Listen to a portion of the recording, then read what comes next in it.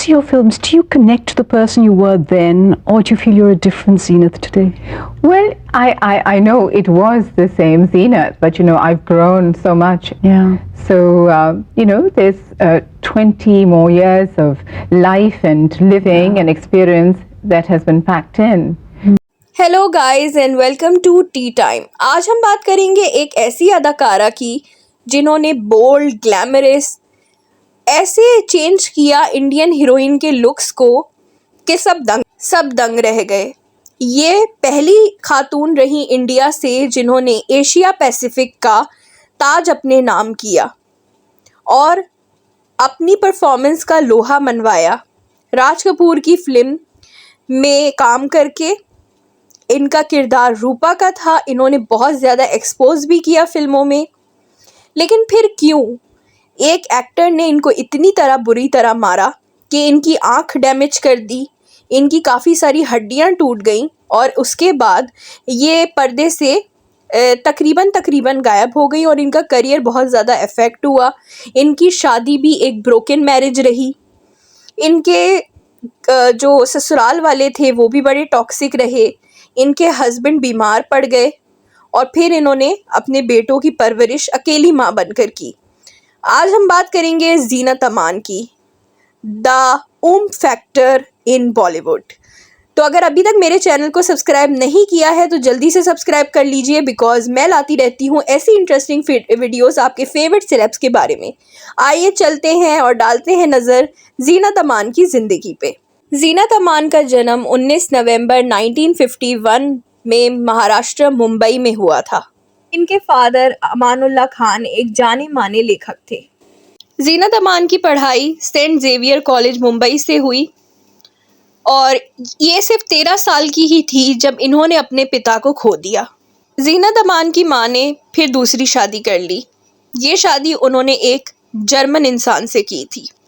फिर ये चली गई लॉस एंजल्स में, कैलिफोर्निया में, जहाँ से इन्होंने अपनी आगे की पढ़ाई की और भारत वापस आकर इन्होंने हिस्सा लिया और बन गई ये मिस एशिया पैसिफिक।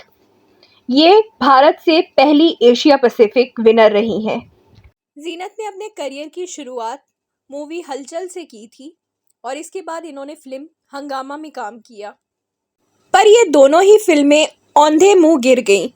फिर इनको असली सफलता मिली जैनिस के रोल से, जो इन्होंने निभाया था फिल्म हरे रामा हरे कृष्णा में, जिसमें ये बहन बनी थी द एवरग्रीन देव आनंद की।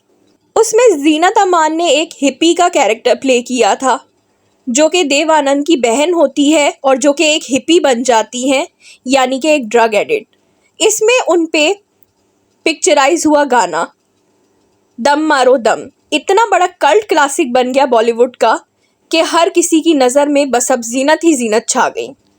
फिर तो बस क्या था, डॉन, सत्यम शिवम सुंदरम और ऐसी बहुत सारी ज़बरदस्त फिल्में जीनत अमान के हिस्से में आई, जिसमें उन्होंने बहुत ही बेहतरीन काम किया, जिसके बाद ये हर बंदे की हॉट फेवरेट हो गई थी, क्योंकि ये सबसे अलग भी थी। इन जैसी इंडस्ट्री में सिर्फ़ और सिर्फ परवीन बाबी थी, लेकिन परवीन बाबी को कहा जाता था गरीबों की जीनत अमान, क्योंकि जीनत अमान का रुतबा उस वक्त बहुत ज़्यादा ग्लैमरस हाई था और इन्हीं की तरह की सिर्फ जीनत अमान, इन्हीं की तरह की सिर्फ परवीन बाबी हुआ करती थी उस ज़माने में। और इन दोनों ही एक्ट्रेसेस ने हिंदी मूवी हीरोइन का लुक कम्प्लीटली चेंज करके रख दिया था। इंसाफ के तराजू को कौन भूल सकता है, जहाँ पे इन्होंने एक बहुत ही निडर रेप विक्टिम का रोल प्ले किया, जिसको विलन उनके बाद उनकी छोटी बहन को ही जो है उनका नेक्स्ट टारगेट और विक्टिम बनाने की कोशिश करता है, लेकिन फिर वो जो ज्यादती उसके साथ हुई थी वो अपनी बहन के साथ नहीं होने देती है और बहुत कोशिश करती है उसके लिए इंसाफ मांगने के लिए। इस फिल्म में जीनत अमान का रोल बड़ा ही ज़बरदस्त था। इसके बाद जीनत अमान हमें नज़र आई फ़िरोज़ खान की मूवी कुर्बानी में, जिसमें उनका ये गाना उस ज़माने का कल्ट क्लासिक सॉन्ग बन गया था, आप जैसा कोई मेरी ज़िंदगी में आए तो बात बन जाए, जिसमें आवाज़ दी थी पाकिस्तानी पॉप सिंगर नाज़िया हसन ने। बताते हैं कि जीनत अमान ही नाज़िया हसन को लेकर आई थी बॉलीवुड में। क्योंकि नाजिया हसन के पेरेंट्स जो थे वो जीनत अमान के दोस्त थे। अब हम बात करेंगे उस इंसिडेंट की जिसने जीनत अमान की ज़िंदगी को ही पलट कर रख दिया। तो ये बात है फ़िल्म अब्दुल्ला की। फ़िल्म अब्दुल्ला की शूटिंग कर रही थी जीनत अमान, जिसमें इनके हीरो थे संजय खान। संजय खान जो कि फ़िरोज़ खान के भाई हैं और एक फ्लॉप एक्टर हैं। वो जीनत अमान को सिर्फ़ और सिर्फ इस्तेमाल कर रहे थे, ऐसा कहना था जीनत अमान के करीबियों का। पर जीनत अमान तो संजय खान के प्यार में दीवानी हो चुकी थी। संजय खान ऑलरेडी मैरिड थे जब उन्होंने अफेयर किया जीनत अमान से, और उनके बच्चे भी थे। फ़िल्म अब्दुल्ला की शूटिंग लगभग 1 साल तक चली, जिस दौरान जीनत अमान और संजय खान का अफेयर ज़ोरों शोरों से चला। जब ये मूवी ख़त्म हुई तो जीनत अमान अपनी नेक्स्ट मूवी के लिए लोनावला निकल गईं। ये रही उनकी आइकॉनिक मूवी इंसाफ का तराजू। ये बात है 3 नवंबर 1979 की, जब शाम 4:30 बजे जीनत अपनी फ़िल्म इंसाफ का तराजू के लिए शूटिंग कर रही थी और वो शॉट में बिजी थी। उसी दौरान जीनत अमान को संजय खान का ट्रंक कॉल आया। जब जीनत अमान इस फ़ोन को उठाने गईं, तब संजय खान ने उनसे कहा कि तुम वापस आ जाओ जैसलमेर, जहाँ पे फ़िल्म अब्दुल्ला की शूटिंग हो रही थी। कुछ फ़िल्म के सीन्स को मुझे दोबारा से करना है, जिसमें मुझे तुम्हारी ज़रूरत पड़ेगी, और तुम्हारी 4 दिन की डेट्स मुझे चाहिए। जीनत अमान ने तब संजय खान को बहुत ज़्यादा समझाने की कोशिश की कि अब उनकी सारी डेट्स जो है वो बी.आर. चोपड़ा के पास हैं, क्योंकि अब्दुल्ला फ़िल्म तो मैं ख़त्म करके आ गई हूँ। संजय खान इस बात पे बहुत ज़्यादा भड़क गए और उनको अनशन बातें सुनाने लगे। कहने लगे कि ये फ़िल्म का तो सिर्फ बहाना है, तुम दरअसल बी.आर. चोपड़ा से रंगरलियाँ मना रही हो। ये बात सुनते ही जीनत अमान रो पड़ी और कहने लगी कि तुम मेरे बारे में ऐसी ओछी बात कैसे सोच सकते हो। संजय खान गुस्से में अपना आपा खो बैठे और उनको बातें सुनाते रहे। जीनत अमान ने खामोशी से फ़ोन रख दिया। जीनत अमान फिर बी.आर. चोपड़ा के पास गई और उन्हें कहने लगी कि अगर आप मुझे कुछ वक्त की मोहलत दे दें, संजय बहुत ज़्यादा गुस्सा है और मैं उन्हें जाके समझाना चाहती हूँ कि मैं फ़िल्म के इस तरीके से बीच में नहीं आपको डेट्स दे सकती। बी.आर. चोपड़ा ने समझा कि कोई ज़रूरी बात है, इसलिए उनको जीनत को टाइम दे दिया कि ठीक है, तुम जल्द से जल्द उनको समझाकर वापस शूटिंग पे पहुँचो। जीनत अमान वहाँ से निकल गई। तब लोनावला से मुंबई की दूरी 100 किलोमीटर थी हाईवे बनने से पहले, और 5 घंटों में ये तय होती थी। लेकिन किसी को भी नहीं पता था कि आगे जीनत के साथ क्या होने वाला है। जीनत अमान अपनी हेयर ड्रेसर फ्लोरी के साथ वहाँ चली गई। मोबाइल उस ज़माने में थे नहीं और फ़ोन पे राब्ता नहीं हो सक रहा था कि वो संजय खान से बात कर सकें कि वो पहुँच रही हैं। सबसे पहले जीनत अमान संजय खान के घर गई तो उनको पता चला संजय खान अपने घर में नहीं थे। उनको उनके घर से पता चला कि संजय खान मुंबई के 5 स्टार होटल में पार्टी कर रहे हैं। तब जीनत अमान ने सोचा कि वो वहीं जाकर उनसे बात करेंगी, और वो भी उस जगह पर पहुंच गई जहां पे संजय खान पार्टी कर रहे थे। जीनत अमान उस होटल के रिसेप्शन से पता करके संजय खान के पास पहुंची, जो कि एक प्राइवेट स्वीट में पार्टी कर रहे थे। संजय खान ने जब जीनत अमान को वहां देखा तो आग बबूला हो गए। वहां पे संजय खान की वाइफ उनके साथ थी। दोनों बहुत ज़्यादा नाराज़ थे जीनत को वहां देखकर, क्योंकि वहां पे बॉलीवुड के नामचीन लोग थे और शराब की नदियां बह रही थीं।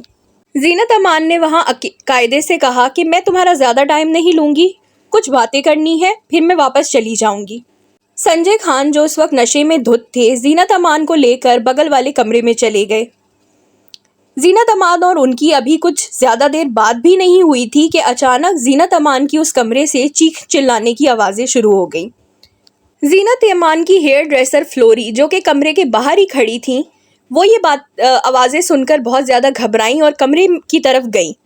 वहाँ जाके उन्होंने जो मंजर देखा, उनको अपनी आंखों पे यकीन नहीं आया। संजय खान बुरी तरीके से जीनत अमान को पीट रहे थे और जो उनको मिल रहा था उसी का इस्तेमाल करके उनको मार रहे थे।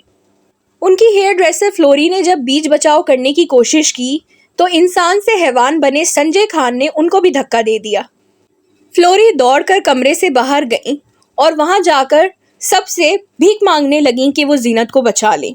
लेकिन शर्मनाक बात तो ये है कि सारे ही एलीट क्लास के लोग खामोश तमाशा देखते रहे और बुत बनकर चीखो चिल्लाने की आवाज़ें सुनते रहे, मगर मदद नहीं की।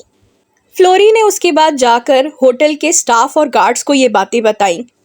तब जाकर कुछ गार्ड्स और स्टाफ वहां पहुंचे जिन्होंने संजय खान से जीनत अमान को छुड़ाया। लेकिन देर बहुत हो चुकी थी। जीनत अमान का चेहरा अब पूरा बिगड़ चुका था। जीनत अमान के जबड़े की हड्डी टूट गई थी, उनकी आंख भी डैमेज हो गई थी, यहाँ तक कि उनके मुंह से भी खून निकल रहा था और जीनत अमान बेतहाशा रो रही थी। कई दिनों तक जीनत अमान का हॉस्पिटल में इलाज चला, जहाँ पे उनको दिन में 3 दफ़ा एंटी डिप्रेसेंट दिए जाते थे, क्योंकि जीनत अमान इस हादसे के बाद इतना शॉक में आ गई थी कि उनको बहुत ज़्यादा एंजाइटी होनी शुरू हो गई थी। आज से लगभग 40 साल पहले डॉक्टर एम हसन ने एक नामी फिल्मी मैगज़ीन को अपना पूरा बयान दिया था और जीनत अमान के साथ होने वाला पूरा वाक़या कैसे बताया था कि किस तरीके से उनके साथ क्या क्या हुआ। और हम आज भी देख सकते हैं कि जीनत अमान की एक आँख बहुत बुरी तरीके से डैमेज है। बताया जाता है कि इस इंसिडेंट के दूसरे ही दिन संजय खान जीनत अमान को देखने हॉस्पिटल पहुंचे थे, मगर डॉक्टर्स ने उनको वहां से भगा दिया था। डॉक्टर का ये बयान भी सामने आया कि इससे पहले भी जीनत अमान को उनके रिब्स पे बहुत बुरी तरीके से चोट आई थी, जो चोट उनको संजय खान ने ही पहुंचाई थी। जिसके बाद डॉक्टर ने उनसे कहा था कि तुम अपने रिब्स का एक्सरे करवा दो, क्योंकि मुझे लगता है कि तुम्हारे रिब्स की हड्डियां टूट चुकी हैं। अब आप सोच रहे होंगे कि इतने जुल्म की इंतहा आखिर क्यों? बताया जाता है कि संजय खान और जीनत अमान ने शादी कर ली थी। जी हाँ, जब वो जैसलमेर में अब्दुल्ला की शूटिंग कर रहे थे तब उन दोनों ने आपस में शादी कर ली थी।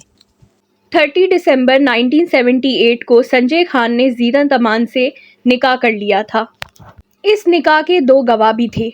ये इंसिडेंट हुआ था 3 नवंबर 1979 को और इस इंसिडेंट के कुछ दिन बाद 30 नवंबर 1979 को इन दोनों का आपस में तलाक भी हो चुका था।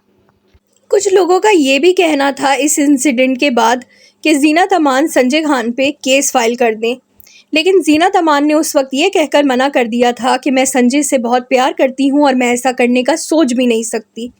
जीनत ने बेशक एक गलत चीज़ की थी।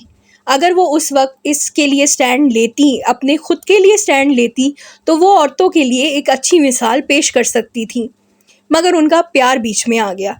कुछ लोगों का ये भी कहना था कि जीनत अमान को एक ऑलरेडी शादीशुदा आदमी जिसके ऑलरेडी 3 बच्चे थे, उसके साथ रिश्ता बनाना ही नहीं चाहिए था। लेकिन इसका सरासर मतलब ये नहीं है कि उनके साथ जो संजय खान ने किया वो सही था। वो तो बहुत बड़ा एक गुनाह था जो संजय खान ने किया, जिसकी बाद में उनको सज़ा भी मिल गई थी, क्योंकि संजय खान जो है ऑलमोस्ट मर चुके थे अपने, जब वो एक टीवी सीरियल की शूटिंग कर रहे थे और उस दौरान उस सेट पे आग लग गई थी और संजय खान बुरी तरह जल गए थे। उनकी पूरी बॉडी जल गई थी, जिसके बाद एक मिरेकल ही था कि वो बच गए और उनको एक नई ज़िंदगी मिली। लेकिन उन्होंने अपने गुनाह की सज़ा इस दुनिया में ही पा ली। जीनत अमान ने एक तो केस ना करके अपनी ज़िंदगी की सबसे बड़ी गलती की, क्योंकि उनके पास पैसा भी था, पावर भी थी और इन्फ्लुएंशियल एक्ट्रेस भी थी वो। उनका केस लोगों के लिए, औरतों के लिए एक मिसाल बन जाता। उन्होंने की अपनी ज़िंदगी की सबसे बड़ी गलती दूसरी दफ़ा, जब उन्होंने स्ट्रगलिंग एक्टर मज़हर खान से शादी करके सबको चौंका दिया। संजय खान और अपने इस हादसे के बाद जीनत अमान बहुत टूट गई थी, जिसमें उनको सहारा दिया मज़हर खान ने, जो एक स्ट्रगलिंग एक्टर थे जिनके साथ जीनत अमान ने शादी की 1985 में। लेकिन ये भी उनकी ज़िंदगी का सबसे गलत फ़ैसला था। अपने हस्बैंड के गुजरने के बाद जीनत अमान जब सिमी गरेवाल के शो में पहुंची, बहुत सालों बाद जीनत अमान ने अपनी चुप्पी तोड़ी और बताया कि कैसे उनकी मैरिज एक टॉक्सिक मैरिज थी। जीनत अमान शादी करना चाहती थी क्योंकि उनकी बायोलॉजिकल क्लॉक टिक कर रही थी और वो एक माँ बनना चाहती थी, इसलिए उनसे ये गलत फ़ैसला हुआ और उन्होंने मज़हर खान से शादी कर ली। शादी के पहले ही साल जीनत को समझ में आ गया था कि मज़हर एक अच्छे इंसान नहीं है। यहाँ तक कि जब जीनत अमान प्रेग्नेंट थी तब भी वो कभी भी उनके साथ नहीं थे, ना साथ देने ना खुशियाँ बांटने। तब उनका किसी और औरत से अफेयर चल रहा था। इस सब के बावजूद जीनत अमान ने अपने बच्चे के लिए मजहर को एक दूसरा मौका भी दिया, लेकिन कुछ भी नहीं बदला। मजहर कभी चाहते ही नहीं थे कि जीनत अमान कामयाब हो। वो तो सिर्फ चाहते थे कि जीनत अमान सिर्फ और सिर्फ घर पे रहकर बच्चे पाले। बाद में मजहर खान को पैनक्रियाज में बहुत ज़्यादा परेशानियां आने लगी थीं और मजहर खान की बीमारी 1993 से शुरू हो गई थी, जिसके बाद जीनत अमान ने एक बहुत ही ज़्यादा टफ दौर देखा। वो अपने हस्बैंड को भी सपोर्ट करती रहीं, अपनी फैमिली को सपोर्ट करती रहीं। मजहर खान का इलाज करवाने की उन्होंने पूरी कोशिश की, लेकिन बहुत जल्द ऐसा लगा कि अब कोई उम्मीद बाकी नहीं है और मजहर की डेथ हो गई। जब मजहर की डेथ भी हुई तो उनकी सास ने वहाँ पे भी अपना सौतेला रवैया दिखाने से वो नहीं चूकी। जीनत अमान को वहाँ शमशान घाट के बाहर ही रोक लिया और कहा कि तुम मेरे बेटे को जो है देख नहीं सकती। जीनत अमान के साथ ऐसा बहुत टॉक्सिक रवैया उनके हस्बैंड ने और उनके इन लॉज ने भी दिखाया। जीनत अमान ने हार नहीं मानी और उसके बावजूद उन्होंने जो है अपने हस्बैंड के डेथ के बावजूद वो काम करना जारी रखा उन्होंने, और वो अपने बेटों को खुद ही एक सिंगल मदर के तौर पे बड़ा करने लगी। बताया जाता है कि मजहर भी बहुत ज़्यादा टॉक्सिक थे और जीनत अमान को घड़ी घड़ी अब्यूज़ करते थे, उनको मारते पीटते थे। जीनत अगर उस टॉक्सिक मैरिज से ना निकलती तो उनका नर्वस ब्रेकडाउन ज़रूर हो जाता और वो इसके कगार पे भी थी, लेकिन जीनत अमान ने कभी हार नहीं मानी। उसके बाद उनकी लाइफ में कुछ और लोग ज़रूर आए। एक इंसान से उनका अफेयर हुआ जिस पे उन्होंने रेप के चार्जेस भी लगाए थे।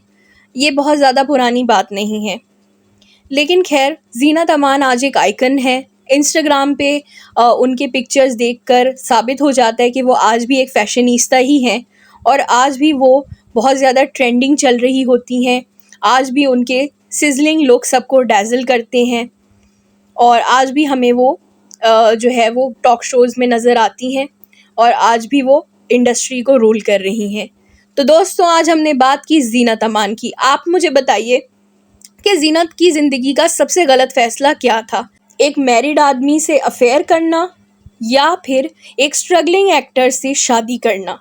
आपको क्या लगता है? मुझे ज़रूर बताइएगा कमेंट सेक्शन में और मेरे चैनल को ज़रूर सब्सक्राइब करें, बिकॉज मैं ऐसी इंटरेस्टिंग वीडियोस आप लोगों के फेवरेट सेलेब्स के बारे में लाती रहती हूँ।